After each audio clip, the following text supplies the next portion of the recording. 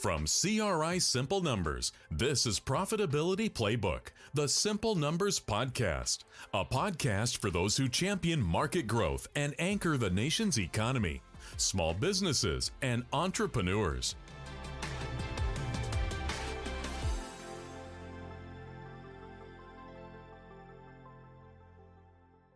Hey there, welcome to the Simple Numbers Profitability Playbook Podcast. Gosh, I'm gonna mess that. I will mess that up forever. As long as we should do like Cube or something. Anyways, that's Brandon. I'm Mike, back for another episode here. Gonna talk about some growth valleys. You know, in Simple Numbers world, we talk about 1 to 5 million being the black hole, but believe it or not, there are other ones too. Oh yeah, that's just from the book. But we're gonna get into a little bit of that today. But Brandon, how's your weekend, man?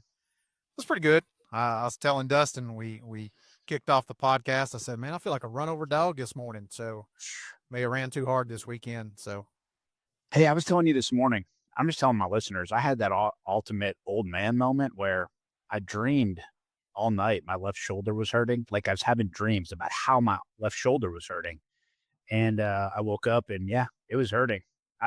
It should be operated on, but yeah, just I had to slow you think down.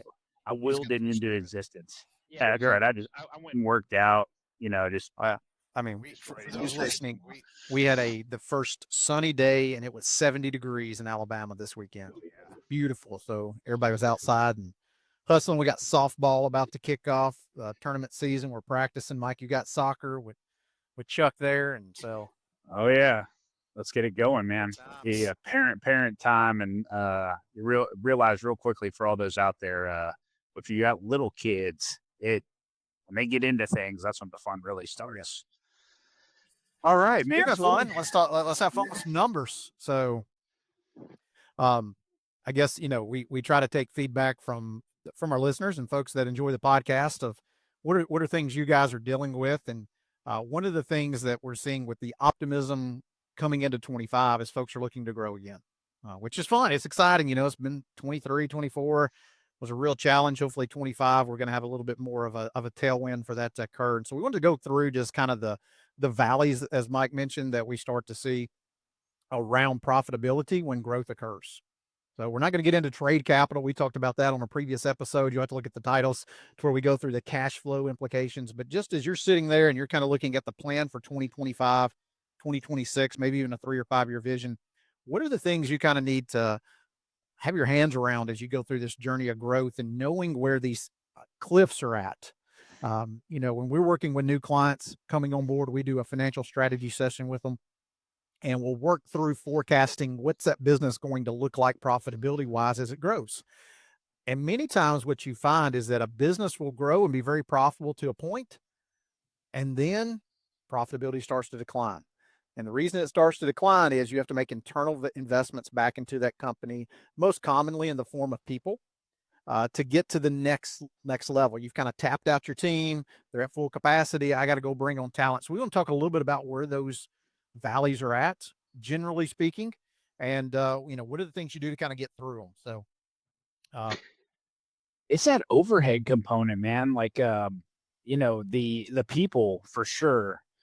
But a lot of people fail to map out, and I try to hone in on it with them, is that system that you're going to need to manage the influx of clients at 5 million, the equipment or the space. The space, yeah. I mean, those are some of the things that, in addition, I mean, the people's obviously, I think, one of the bigger ones, adding the overhead, but for people, but it's a lot of those things. I mean, man, how many times, Brandon, we have this system, the dreaded system conversion, right? The new inventory system, the ERP, the sale, the accounting system, the CRM.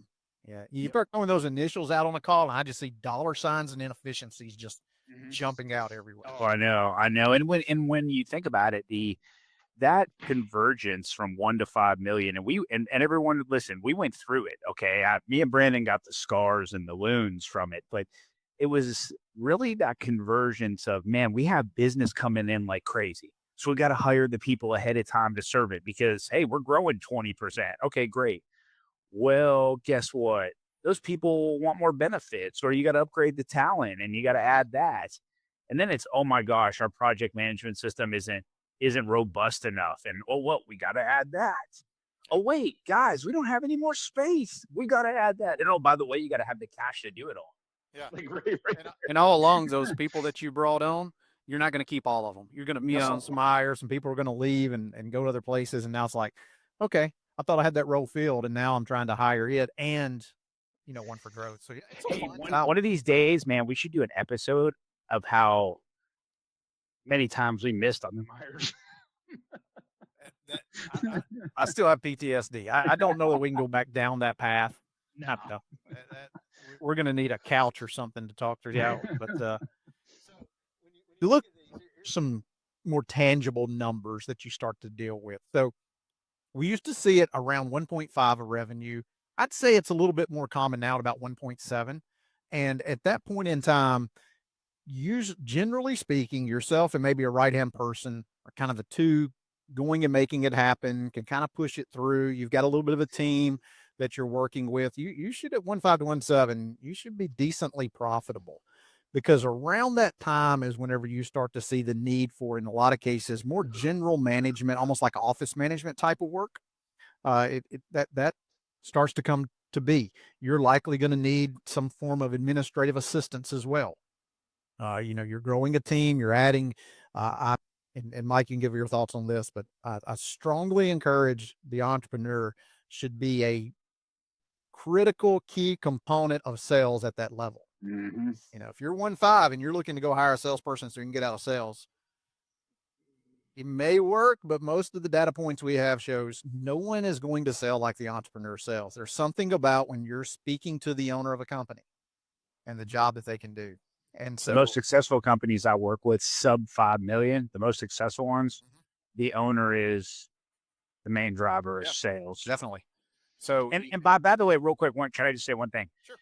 Even not sales necessarily, the brand building of the business, they're out there, right? Like, for example, so everyone knows Greg Crabtree. I mean, he was like our chief marketing officer. Greg didn't do sales calls he did occasionally, but he was out there. He was pushing and driving the business forward. So one of those, either you're making the sale, or you are the chief marketing officer, brand builder, driver of leads to your company. To use a Greg line, when you're at that level, there's not a lot of CEOing to do.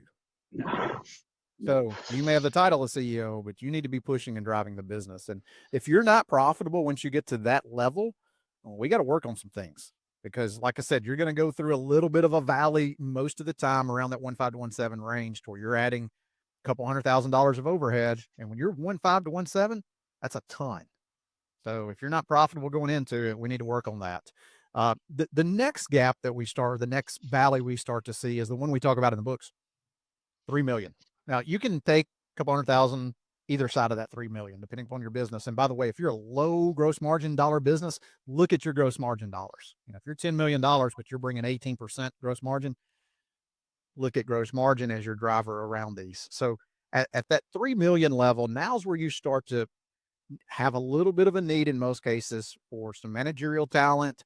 You're typically having to upgrade your accounting and bookkeeping talent, marketing starting to enter the picture a little bit more. And you might have some middle management that you're starting to look at. So those are just a few of the areas. There can be others, but those are the ones, you got 3 or 4 folks in a lot of cases as you start to cross over that 3 mark that you're going to have to get the 5. And, we talked about this before. The thing about it is I need the people at 3.5, but I don't have the margin dollars to fully support them till I get the 5. So that's that big valley, black hole, whatever you want to call it, that really can trip people up. And there's 2 words of advice that we typically give as you're approaching that. So you want to make sure that you have a sack full of money, and you want to run as fast as you can to get through it. So, if you're growing at 5% year over year and you're thinking, hey, I want to go from 3 million to 5 million, you better find a way to increase that growth rate, because you're not going to run fast enough. And if you have very little capital, core capital, you better assess where you are and look at ways that we can potentially build that up, because you're going to need it as you go through that valley. And, hey, we've worked with some folks, and in 9, 12 months, they run through it, but they also have really strong sales engines that are producing a lot of horsepower. Once again, as Mike said, as the entrepreneur, you still should be, you're probably not completing every sale, but you should be in charge and driving the sales and marketing engine of your business at that level. So that's the next one we a lot of times see. Mike, any thoughts on that path there? Right. No, you're spot on. I mean, the need for capital is obviously the biggest stressor at that time. And I know what we did. The self-factoring method of, as we were growing the consulting side, we did leverage a line of credit, not to fund losses, but to fund gaps of capital needs while we build for taxes, because we were not as consulting heavy at the time. Right. And so what we were doing was our big billings were around tax season. And so there are different techniques you can use, and obviously utilizing your local banks for potential. Remember, you're not funding losses. There's a difference. Big difference. I mean, yeah. And so, the need for capital is obviously the biggest thing there, and the leveraging of your labor. Remember, as you get through this, it's figuring out ways to be more efficient and looking at your processes and procedures. And I know that's very cliche because I'm the first one to be like, oh, let me get us processes and procedures. But seriously, it's amazing when people actually have to find efficiencies in their process, they do it. And how you leverage labor through that time. And everyone knows this. I've managed a firm up until we merged and all that stuff. Greg Crabtree leveraged me. There wasn't a job I didn't do. Okay. I mean, I even took trash out, salted a sidewalk. I mean, you name it in terms of my normal job I did. Yeah. Mike took the trash out one time, and our admin team thought there was a dead body in the dumpster. I go out there and they're like, it smells horrible. And I'm like, it is the dumpster. There's a body in there. And here Greg threw out his old Christmas tree in a bag. It did look like a body bag, but nonetheless. Yeah. It did, but when they said it smelled horrible, I'm like, it is a dumpster. I got bad news for you. So one thing, as Mike was mentioning around capital, I want to throw in here. Let's say you're getting close to that 3 million mark. You got the vision. I want to grow to 5, 6, 7, 8, $10 million. And you go, I tell you what we're going to do. We're going to go get a term loan because we've calculated how much capital we need. And let's just say, I'll make up a number. It's $750,000. So you're going to get an SBA back $750,000 note that has 15-year AM on it. And you go, this is how we're going to use to fund that. I can't think of a single client off the top of my head who has successfully deployed that capital and achieved the growth that they wanted to. Now, we've got a list a mile long of folks who found a way through bootstrapping, maybe occasionally using a line of credit, whatever it may be there of getting through that gap. But that just stands out to me. Not to say it can't be done, because I'm sure there's plenty of businesses that do it every day. But I'm just saying our experience has been, as you go through that, if you're looking at outside capital in the form of debt coming in, there's usually a little bit of a different mindset around that. Mm-hmm. And when you're bootstrapping it and it's the dollars that you've had, I think what you do is you probably move in a little bit more calculated manner, because, hey, I've only got room in the next 6 months to bring on 1 hire versus if I go get the note, I bring on 4, those kind of things. And I think you're much quicker whenever you're self-funding it to when someone's not performing, to go ahead and part ways and let them go be a rock star elsewhere. Whenever you just got that, hey, I got $750,000 and I'm just slowly pulling it down. You don't feel the pain in cash. You don't act as quickly. And so once again, I'd be really cautious about going that route, because I've got a lot of stories of folks who have $750,000 in debt. They didn't grow by any substance, and none of the people that they hired when they acquired that debt are still there. So that's not a good recipe. Mm-hmm. And so you want to do it smartly, and we can kind of help guide you through that and look at it and have the planned outcomes of when, I've had a lot of conversations, which I really like lately, about the salary cap. Like, hey, we're looking to grow. When does that free up room on our salary cap? So we kind of help guide you through that. And then you get to 5. And once again, give a couple $100,000 on either side of it. We should be back to hitting, 15% of gross margin profit when we're at 5 million. And if we're not, once again, we got to look and see where are the inefficiencies. Do we have some people who aren't performing? Have we lost our way and kind of brought on maybe some clients or customers who aren't ideal fits? Those kind of things. But we should be back kind of humming along. Mm-hmm. And what's really cool is you probably can run it with that structure and that team in a lot of cases until you get closer to 10 million. So that's that's a fun time. Whenever you're $7-8 million and you're bringing 15% of that to the bottom line each year, generating a lot of capital, reinvesting back in the business, that, hey, probably getting some return on your ownership too. That's a sweet spot. And then the next one's 10. So, we're seeing more and more businesses at this level as part of our client base. And we've had a couple clients that have got to 10 and you hit this ceiling. It's like, man, we get to 10, we might go to 10.2, we drop to 9.7, we get to 10.3, we drop to 9.8, we get to 9.9. I mean, it's just like, how do I get above this 10 mark? And you got to think about the complexity and the size of the organization at that time. It's a different animal than whenever you were 3 million and the last time you made this substantial investment in your infrastructure. You got to think differently, and you likely need folks who've been at companies that are that size and larger as part of your executive team when you're at that level. And what most of the time happens is you've grown your team along the way to get to that 10, and they've grown with you. But now as you continue to grow, it's happening much faster, and your team just can't grow at that same rate. There's a favorite article of mine called "Beware the Rule of 3 and 10." It can kill your company. So that it's by a guy, Hiroshi Mikitani. Man, I'm sorry if I screwed that up, but really, the whole rule means is that the dramatic changes occur when a workforce increases in multiples of 3 and 10. In other words, a company that grows from 1 to 3 employees will have changed significantly enough to require its organizational structure, employee rules, processes, and procedures, and potentially even its business model to reset. Yep. So that could be what you're experiencing around there. And like Brandon said, that ops person, that, man, they've been so great. I mean, oh my gosh, they got me here. Well, guess what? They don't know how to run it. Me and Brandon, like, we have grown together. I've been with this dude forever here. We even check each other on that stuff, because sometimes I'm just like, hey, man, like, I know, luckily we get to work with clients that sort of teach us along the way. Like we get, and it's like, but I've never run it either, at some of these levels that we've been through. And so, understanding what you're up against and having the awareness, and hopefully your people do too, that, hey, I'm not an ops person of a $10 million company. Maybe I'm the ops person of a 3 million, and that's it's just a different animal. And one day they might be a great ops person at a $10 million business. They had your company grew to that level in 2 or 3 years, and it might take them 10 years to get there. You're just outpacing the growth. And so we had a client that was going through this level, and they kept hitting it, and they come to the conclusion that, hey, the team I have just isn't the same team I need to push through this. And here's the tricky part. Most of us have never hired for an executive team that's going to be familiar with running businesses that are above $10 million.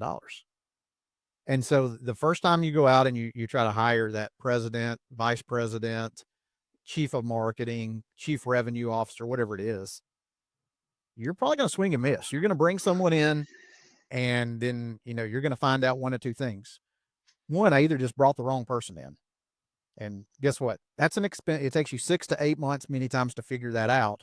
That's expensive. So I've burned through a lot of capital in a hire that didn't work out. Or you find out, I thought we needed this person. We really needed them for like 6 months, not forever. So a technique that we really like is the hired gun.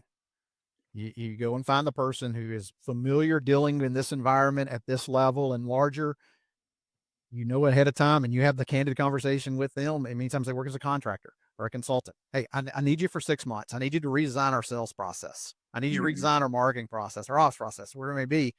Put a new one in place that will allow us to support the growth that we are achieving now and will continue to achieve. And you turn it on, and it's going to cost you a ton of money for 6 or 8 months, and then you turn it off. And they put in place the things, then somebody can execute on it. Many times that person that you brought on that has grown with your company, they can execute on it. They just didn't have the vision to create it. And so I like that hybrid approach many times as you get to 10 million and above. Most of the time, once you have that structure of running at 10, you can go on 2025. You're just kind of supplementing the pieces in and out as far as that part goes. I had this person knows who he is if he's listening. One of my clients that we've grown, I've been with him from 4 million, and now he's a lot bigger, a lot. So one of the things that they did is, and you sort of, you saw it play out, but he is still the consultant master. Hey, I need a training program. I'm going to go out and hire someone to implement one. Hey, I need to improve my biz dev. I'm going to go out and hire it. And these are consultants along the way to put this stuff in place. And yeah, some of these times are these big expenses, but it was an excellent use of that consulting class out there of people that have done it. And obviously he tapped into a network to find quality. These aren't the people that live more than 40 miles away, carry a briefcase and everything. They were legit. And he utilized them and hey, his team, oh my gosh, I got to get my team better to run this. Well, I'm hiring a performance coach to come in and work with every one of them. Hey, I'm in that. And so he did that along the way. And it was fascinating to watch them utilize that group of consultants to take it to the next level. So there's two things at each of those that we mentioned, 1.5 to 1.7, 3 million, around 10 million, that you need to make sure are in place. So the first, profitability.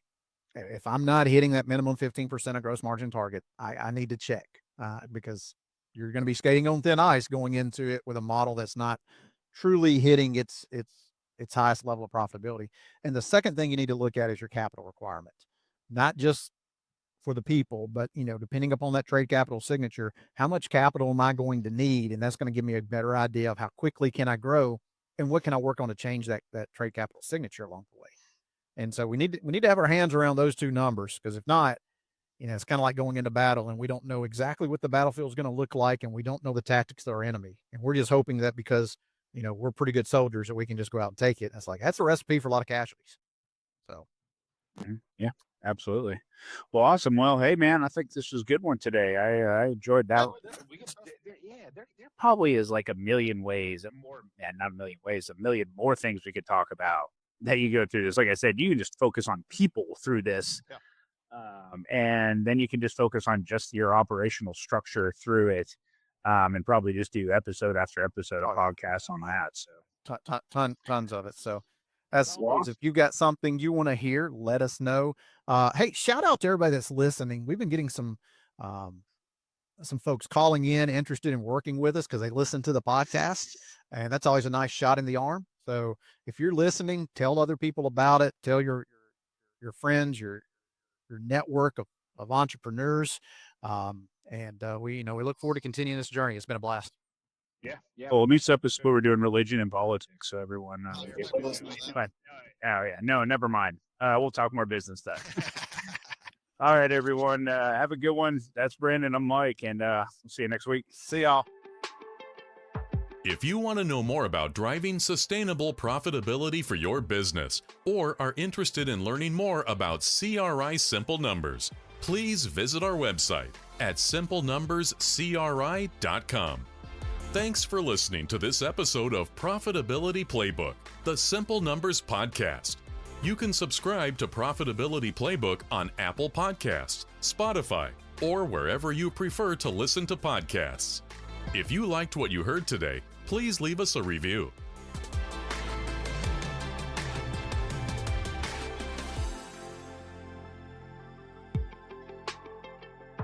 The views expressed on Profitability Playbook, the Simple Numbers Podcast, are those of the presenter and moderator and do not necessarily reflect the views of CRI Simple Numbers or the CRI family of companies. This podcast is intended for informational and educational purposes only and is not intended to replace professional advice received directly. Consult with your CRI Simple Numbers advisor or another trusted professional if you have questions about your specific situation.